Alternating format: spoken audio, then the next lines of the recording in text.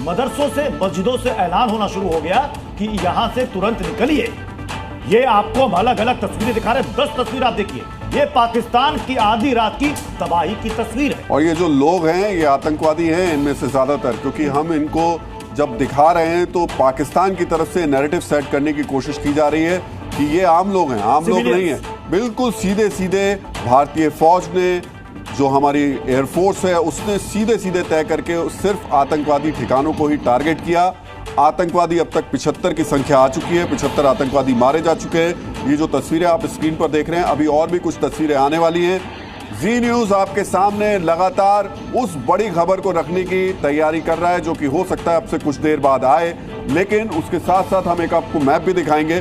उस मैप के जरिए मुझे लगता है प्रत्युष ये बहुत इंपॉर्टेंट मैप है, इसको समझाना चाहिए और समझना चाहिए। ये बिल्कुल, ये देखिए जैसे जिसकी हम चर्चा कर रहे हैं, मुजफ्फराबाद, कोटली, ये वो इलाका, ये भिंबर, इस इलाके में यहाँ पर गोलीबारी चल रही है, एलओसी में, भिंबर में। और सबसे बड़ी यहाँ से ये देखिए श्रीनगर से, ये देखिए, ये जो है यहां से अगर आप देखेंगे बिल्कुल सीमा से सटा हुआ है। और ये पीओके का इलाका, पाक अधिकृत कश्मीर का इलाका, मुजफ्फराबाद जो पीओके की राजधानी, कोटली, भिंबर, जिसके बारे में मैं बताया कि यहां पर लगातार पाकिस्तान की तरफ से इस वक्त गोलीबारी वहां पर चल रही है। मुरीद के जिसके बारे में मैं कह रहा था आपको, ये लश्कर का हेडक्वार्टर है, बहावलपुर, ये वो इलाके हैं बिल्कुल हिंदुस्तान की सीमा से बिल्कुल तो मुझे लग रहा है प्रत्युष ये कोई इलाका रहा होगा जहां से मिसाइल्स को टारगेट किया गया इन इलाकों पे, मुजफ्फराबाद, कोटली।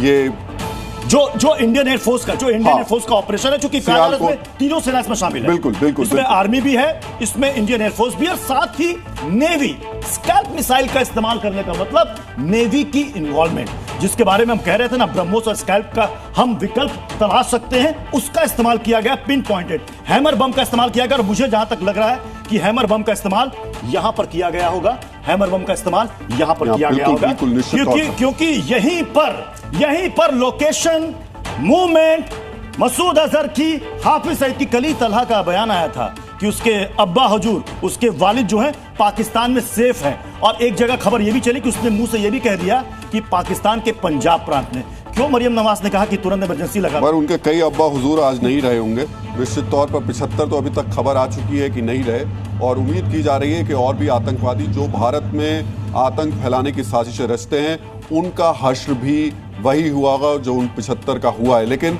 इस वक्त खालिद सबसे इंपॉर्टेंट पार्ट श्रीनगर है, सबसे इंपॉर्टेंट पार्ट जम्मू कश्मीर है। हालांकि एलओसी पर इस वक्त जबरदस्त तरीके से फायरिंग हो रही है, लेकिन अलर्ट के तौर पर अभी क्या क्या चीजें वहां पर देखने को मिल रही हैं?